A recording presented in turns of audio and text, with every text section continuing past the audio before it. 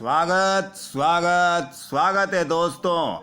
रटना नहीं समझना है, इस सिद्धांत पर आधारित हमारा ये वीडियो, जिसमें कारक से संबंधित संपूर्ण जानकारी सीखने के बिल्कुल नए तरीके से YouTube पर पहली बार हिंदी कारक का काम तमाम, बोले तो खल्लास। तो दोस्तों, कारक, कारक का अर्थ, कारक की परिभाषा, कारक के भेद और प्रत्येक कारक के भेद की परिभाषा, उसकी पहचान के चिन्ह और प्रत्येक कारक के भेद के तीन उदाहरणों द्वारा संपूर्ण स्पष्टीकरण।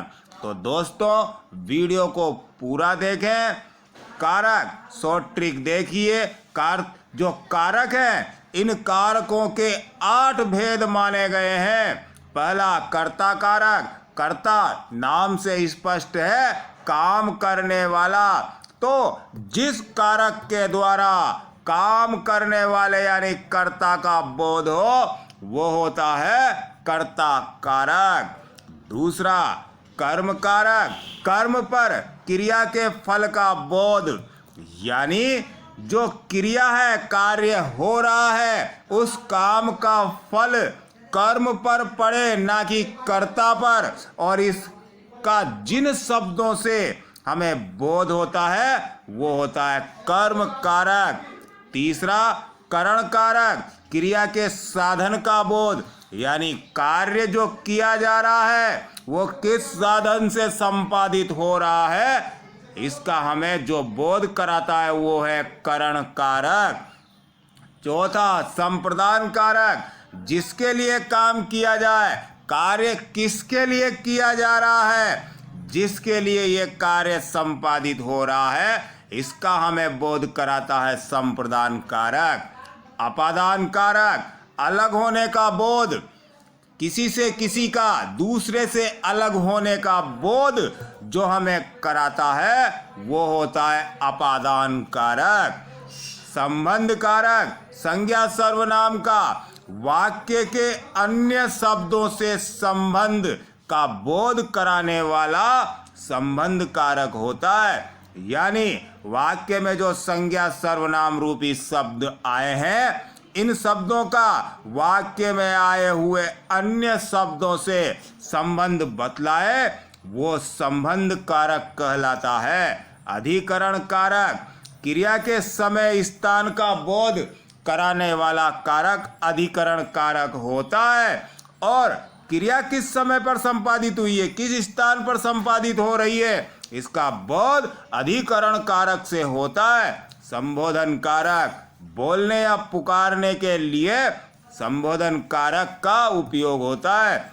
यानी जहाँ किसी को बुलाया या पुकारा जाता है, बोलने और पुकारने का बोध वाक्य में हो, तो वो होता है संबोधन कारक। तो दोस्तों, शुरू करते हैं कारक की क्लास। सबसे पहले कारक का अर्थ देख लीजिए दोस्तों।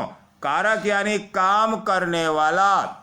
नाम से ही स्पष्ट हो जाता है, कारक यानी जो काम करने वाला है वो कारक कहलाता है। कारक का अर्थ काम करने वाला होगा। परिभाषा देखिए दोस्तों। संज्ञा सर्वनाम विशेषण के जिस रूप से उसका संबंध वाक्य के दूसरे शब्दों विशेष रूप से क्रिया के साथ ज्ञात होता है, उसे कारक कहते हैं।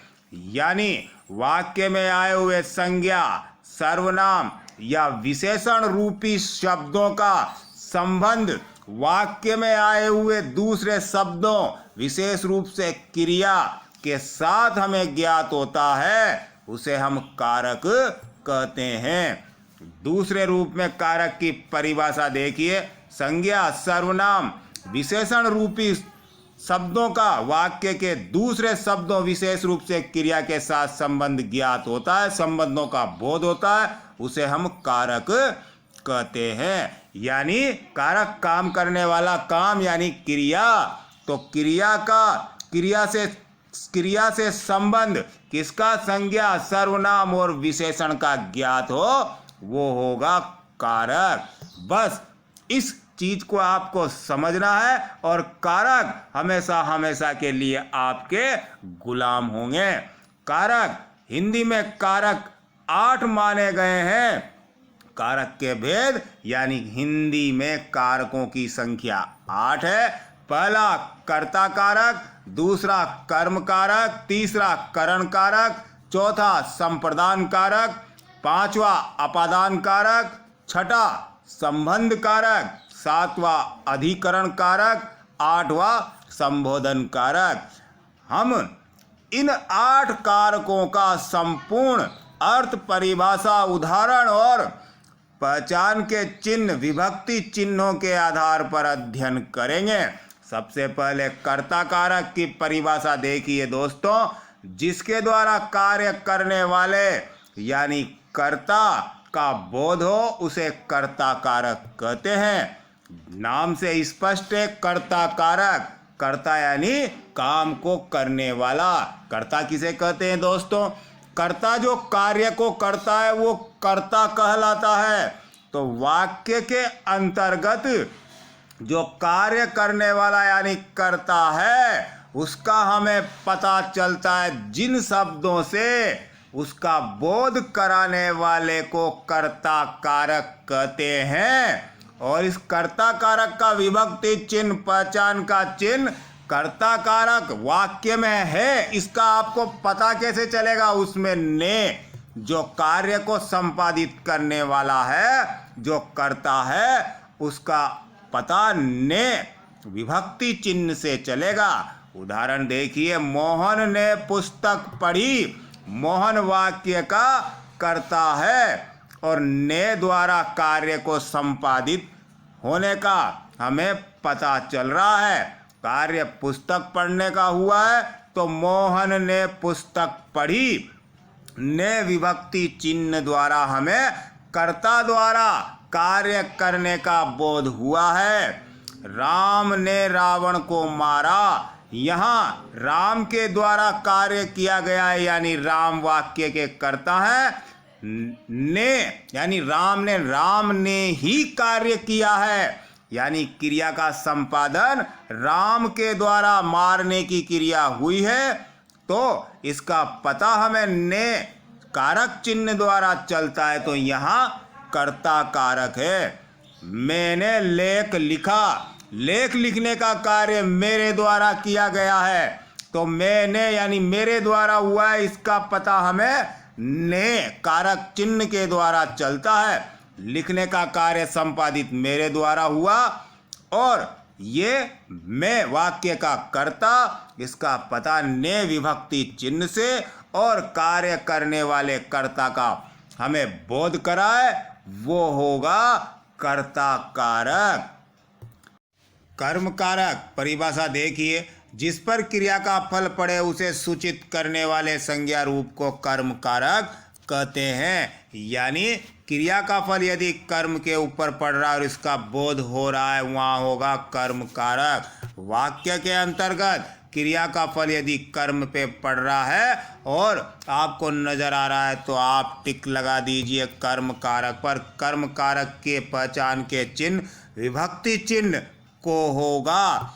उदाहरण से स्पष्ट हो जाएगा। महात्मा गांधी ने हरिजनों को संबल दिया। तो यहाँ पर महात्मा गांधी वाक्य के कर्ता है और संबल देने का कार्य कर रहे हैं, लेकिन किसको दिया? हरिजनों को। अपने आप से प्रश्न कीजिए, कब? वाक्य को पढ़कर और वाक्य की क्रिया को देखने के बाद किसको दिया? देने का कार्य किया, किसको दिया? जवाब मिल जाए तो वहाँ होगा कर्म कारक, क्योंकि को का जवाब मिल जाएगा। हरिजन आया, ये वाक्य का कर्म है और इसके ऊपर देने, संबल देने का जो फल पड़ रहा है, इसकी सूचना हमें को विभक्ति चिन्ह से मिली तो यहाँ होगा कर्म कारक। सीता ने रावण को देखा। यहाँ देखने का कार्य हो रहा है और सीता वाक्य की करता है तो देखने का कार्य किया। सीता ने किसको देखा? किसको देखा? रावण को देखा। को विभक्ति चिन्ह द्वारा इसको सूचित किया जा रहा है। यहाँ होगा कर्म कारक। मैंने पुस्तक पढ़ी, कभी कभी विभक्ति चिन्ह का लोप हो जाता है दोस्तों। तो मैंने पुस्तक पढ़ी, यहाँ मैं वाक्य का करता हूँ और पढ़ने का कार्य किया जा रहा है। तो प्रश्न कीजिए, क्रिया को देखने के बाद किसको पढ़ा? जवाब मिलेगा पुस्तक को। तो मैंने पुस्तक को पढ़ा को विभक्ति चिन्ह का लोप हुआ, तो यहाँ होगा कर्म कारक। रह गया मैंने पुस्तक पढ़ी। तो क्रिया का फल जब कर्म पे पड़े वहाँ होगा कर्म कारक। क्रिया को देखने के बाद अपने आप से प्रश्न कीजिए, किसको दिया, किसको देखा, किसको पढ़ा, जवाब मिल जाए तो कर्म कारक होगा। ये आपको समझना है। करण कारक परिभाषा देखिए, जिसके द्वारा कार्य किए जाने यानी क्रिया के साधन का बोध हो, वहाँ होगा करण कारक। यानी क्रिया का जो साधन है जिसके द्वारा कार्य किया जा रहा है उसका बोध कराए, वो करण कारक कहलाता है। इसके चिन्ह विभक्ति चिन्ह से, द्वारा, के द्वारा होंगे। यानी वाक्य में आपको ये नजर आ जाए तो करण कारक होगा। उदाहरण देखिए, मैं चाकू से फल काटता हूँ। यहाँ काटने की क्रिया हो रही है, फल काटने की, लेकिन क्रिया का साधन हमें पता चला चाकू, और इसको सूचित कर रहा है से विभक्ति चिन्ह। अपने आप से प्रश्न कीजिए, काट रहा हूँ किससे? अगर जवाब मिल जाए, क्रिया का साधन पता चल जाएगा चाकू से, तो वहाँ होगा करण कारक। हरी कलम से लिखता है, हरी वाक्य का कर्ता लिखने का कार्य कर रहा है, किससे? पता चला कलम से, तो करण कारक। तुम्हारा नाम शिक्षक द्वारा बोला जाएगा, किसके द्वारा बोला जाएगा? यहाँ बोलने का जो कार्य किया जा रहा है वो शिक्षक के द्वारा। तो द्वारा जो विभक्ति चिन्ह है उससे हमें पता चलता है कि वाक्य में करण कारक होगा। तो करण कारक की पहचान के चिन्ह से, द्वारा, के द्वारा, क्योंकि करण कारक क्रिया के साधन यानी कार्य किसके द्वारा किया जा रहा है उसका पता चलता है। यहाँ चाकू, कलम और यहाँ शिक्षक के द्वारा कार्य को संपादित किया जा रहा है। अपादान कारक परिभाषा देखिए, जिसके लिए क्रिया का प्रयोग किया जाए उसे संप्रदान कारक कहते हैं। जिसके लिए क्रिया का प्रयोग किया जाए यानी क्रिया किसके लिए की गई है, कार्य किसके लिए किया गया है, काम किसके लिए किया है, इसका बोध कराने वाला कारक संप्रदान कारक कहलाता है। इसके चिन्ह को और के लिए है। स्पष्ट है कि कार्य किसके लिए किया गया है, के लिए, तो वहाँ होगा संप्रदान कारक। यही इसके विभक्ति चिन्ह है। उदाहरण से स्पष्ट हो जाएगा, मैं आपके लिए सूचना लाया हूँ। सूचना लाने का कार्य मेरे द्वारा हुआ है, मैं वाक्य का कर्ता। लाने का जो कार्य संपादित हुआ है किसके लिए हुआ है, पता चला आपके लिए। तो यहाँ होगा संप्रदान कार्य, क्योंकि क्रिया का प्रयोग किसके लिए हुआ, आपके लिए। लाने का कार्य किसके लिए किया, आपके लिए, तो वहाँ होगा संप्रदान कारक। राधा सीता को पुस्तक देती है। यहाँ पुस्तक देने का कार्य किसके लिए हुआ, सीता के लिए, तो सीता को पुस्तक दी। इसकी सूचना हमें को विभक्ति चिन्ह से मिली, तो यहाँ संप्रदान कारक होगा। गांधी जी ने देश को स्वतंत्रता दिलाई। इस उदाहरण से आपको जो संप्रदान कारक है वो स्पष्ट हो जाएगा। गांधी जी वाक्य के कर्ता ने विभक्ति चिन्ह से हमें पता चलता है स्वतंत्रता दिलाने का कार्य कर रहे हैं, लेकिन ये स्वतंत्रता दिलाने का कार्य, ये क्रिया का प्रयोग दिलाया स्वतंत्रता किसके लिए? यहाँ पर देश को, किसको दिलाई? देश को। तो यहाँ होगा संप्रदान कारक, यानी कार्य का प्रयोग जिसके लिए किया जाए उसका पता चल जाए, उसका बोध होता है संप्रदान कारक से। अपादान कारक परिभाषा देखिए, शब्द के जिस रूप से उसका दूसरे से अलग होना ज्ञात हो उसे अपादान कारक कहते हैं। यानी अपादान कारक के अंतर्गत एक का दूसरे से अलग होना हमें ज्ञात होता है, वहाँ होगा अपादान कारक। अपादान कारक की पहचान के चिन्ह यानी विभक्ति चिन्ह से है। से के द्वारा हमें पता चलता है कि वाक्य में अपादान कारक है या नहीं है, क्योंकि अपादान कारक एक से दूसरे को अलग होने को दर्शाता है, यानी क्रिया के अंतर्गत। उदाहरण से स्पष्ट हो जाएगा, पेड़ से पत्ता गिरा, तो यहाँ गिरने का कार्य हुआ है। कहाँ से हुआ है? अलग हो रहा है यहाँ पे। किससे? पेड़ से। कौन? पत्ता। तो पेड़ से पत्ता गिरा, गिरने का कार्य हुआ पेड़ से, तो अलग होने को सूचित कर रहा है ये से विभक्ति चिन्ह, तो यहाँ होगा अपादान कारक। दूसरा देखिए, मोर छत से उड़ता है, उड़ने का कार्य हुआ है, मोर उड़ रहा है। कहाँ से उड़ा? छत से, यानी छत से अलग हो गया, तो यहाँ होगा अपादान कारक। छोड़ के चला गया, अलग हो गया। मोहन आज सुबह से ऊब आ रहा है, यानी अलग है, तो मोहन आज सुबह से ऊब आ रहा है, यानी ऊब रहा है, तो सुबह से वो ऊबता हुआ लग रहा है, अलग लग रहा है, तो यहाँ होगा, क्या होगा? अपादान कारक। संबंध कारक। संबंध कारक की परिभाषा देखिए दोस्तों, संज्ञा सर्वनाम के जिस रूप से उसका संबंध वाक्य के अन्य शब्दों से ज्ञात हो उसे संबंध कारक कहते हैं। यानी वाक्य में आए हुए संज्ञा और सर्वनाम रूपी शब्दों का संबंध वाक्य में आए हुए अन्य शब्दों से हमें ज्ञात हो। संज्ञा सर्वनाम रूपी शब्दों का वाक्य के अन्य शब्दों से संबंध हमें ज्ञात होता है, वहाँ होता है संबंध कारक। संबंध कारक के पहचान के चिन्ह विभक्ति चिन्ह का, के, की, रा, रे, री, ना, ने, नी, ये संबंध कारक के विभक्ति चिन्ह है। उदाहरण से स्पष्ट हो जाएगा, यह हमारा विद्यालय है, यह हमारा विद्यालय है। यहाँ रा जो आया है वह संबंध कारक को प्रदर्शित करता है।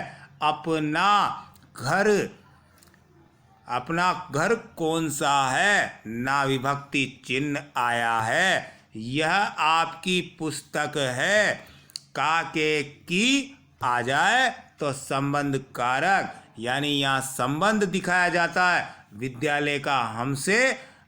अपना घर कौन सा, यानी कौन से घर का, अपने आप से। ये आपकी पुस्तक है, यानी पुस्तक का आप से। जहाँ संबंध दर्शाया जाएगा वहाँ होगा संबंध कारक, यानी का, के, की, रा, रे, री, ना, ने, नी, इनके द्वारा संबंधों का पता चलता है। वाक्य को जब आप पढ़ोगे तो आपको स्पष्ट हो जाएगा कि उसमें संबंध सूचक आ रहा है या नहीं आ रहा है। संबंध दो के बीच होता है, हमारा विद्यालय से, अपना घर से, आपका पुस्तक से। तो संबंध को दर्शाया जाएगा, वहाँ होगा संबंध कारक। अधिकरण कारक परिभाषा देखिए, शब्द के जिस रूप से क्रिया के आधार समय या स्थान का बोध होता है उसे अधिकरण कारक कहते हैं। यानी अधिकरण कारक क्रिया के समय और स्थान का बोध कराता है। कहने का तात्पर्य क्रिया के समय और स्थान का बोध यानी पता जिसके द्वारा चलता है वो अधिकरण कारक कहलाता है। अधिकरण कारक के पहचान के चिन्ह विभक्ति चिन्ह में पर पे हैं। उदाहरणों से स्पष्ट हो जाएगा। कपड़े छत पर सूख रहे हैं। यहाँ सूखने का कार्य हो रहा है। कहाँ पर जवाब मिल जाए तो वो स्थान आ जाए। छत पर तो वहाँ अधिकरण कारक होगा, क्योंकि अधिकरण कारक क्रिया के समय और स्थान का बोध कराता है। अगला उदाहरण, पुस्तकें अलमारी में रखी है। यहाँ रखे होने का जो कार्य है इसका हमें पता चलता है, लेकिन कहाँ रखी हैं पुस्तकें तो पता चलेगा अलमारी में। तो स्थान का पता चला क्रिया के, तो यहाँ होगा अधिकरण कारक। राम कुर्सी पर बैठा है, तो राम कहाँ बैठा है? कुर्सी पर। इस विपर विभक्ति चिन्ह से हमें पता चलता है कि अधिकरण कारक है, क्योंकि अधिकरण कारक के ये तीनों विभक्ति चिन्ह पहचान के चिन्ह हैं। और अधिकरण कारक में क्रिया के समय और स्थान का हमें पता चलता है। क्रिया को पढ़ने के बाद अपने आप से प्रश्न पूछे, कहाँ पर जवाब मिल जाए तो समझ जाना कि अधिकरण कारक है। कहाँ सूख रहे हैं? छत पर। कहाँ रखी है? अलमारी में। कहाँ बैठा है? कुर्सी पर। पता चला अधिकरण कारक होगा। वाक्य में टिक लगा दीजिए। आंसर अधिकरण कारक होगा। संबोधन कारक परिभाषा, किसी को बोलने या पुकारने के लिए जिन शब्दों का हम प्रयोग करते हैं उन्हें संबोधन कारक कहते हैं। कहने का तात्पर्य, संबोधन नाम से स्पष्ट है। किसी को संबोधन यानी पुकारा जाए, बुलाया जाए तो वहाँ होगा संबोधन कारक। इसके पहचान के चिन्ह विभक्ति चिन्ह अरे, हे, ओ, इनके द्वारा संबोधन कारक का पता चलता है। उदाहरण देखिए। पहला, अरे मोहन यहाँ आओ, तो यहाँ पर मोहन को संबोधित किया जा रहा है। अरे, तो ये विभक्ति चिन्ह अरे से पता चलता है, तो संबोधन कारक होगा। संबोधित किया जा रहा है तो संबोधन कारक। मोहन यहाँ आओ, मोहन को संबोधित करके कह रहे हैं। अरे के द्वारा ये विभक्ति चिन्ह संबोधन कारक को प्रदर्शित करता है। दूसरा उदाहरण देखिए। हे भगवान रक्षा करो, तो यहाँ रक्षा करने के कार्य के लिए भगवान को पुकारा जा रहा है। जहाँ किसी को बुलाने, संबोधन करने या पुकारने के लिए शब्दों का प्रयोग किया जाए वहाँ संबोधन कारक होगा। हे आया, इस विभक्ति चिन्ह से हमें पता चलता है कि वाक्य में संबोधन कारक है। ओ मोहन मेरी बात सुनो, यानी यहाँ मोहन को संबोधित किया जा रहा है ओ के द्वारा कि ओ मोहन मेरी बात को सुनो। तो यहाँ मोहन को संबोधित किया ओ द्वारा, हमें इसकी सूचना मिली, तो यहाँ होगा संबोधन कारक। कारक के पहचान के चिन्ह देख लीजिए, जिससे हमें कारक का अध्ययन करते समय, कारक को समझते समय आसानी रहे कि कारक के पहचान के चिन्ह, उसके विभक्ति चिन्ह कौन कौन से हैं। कर्ता, पहला जो कारक है उसका विभक्ति चिन्ह ने है। दूसरा कर्म कारक, इसका विभक्ति चिन्ह को है। तीसरा करण कारक, इसका विभक्ति चिन्ह से, द्वारा, के द्वारा है। संप्रदान कारक चौथा, इसका विभक्ति चिन्ह को, के लिए। ये दोनों संप्रदान कारक के विभक्ति चिन्ह है। अपादान कारक का विभक्ति चिन्ह से है और संबंध को सूचित किया जाता है संबंध कारक के द्वारा। तो का, के, की, रा, रे, री, ना, ने, नी, ये संबंध कारक के विभक्ति चिन्ह है। अधिकरण कारक के विभक्ति चिन्ह में पर, पे और 8वां संबोधन कारक का विभक्ति चिन्ह संबोधित करने वाले पुकारने वाले शब्द अरे, हे, ओ ये संबोधन कारक के विभक्ति चिन्ह है।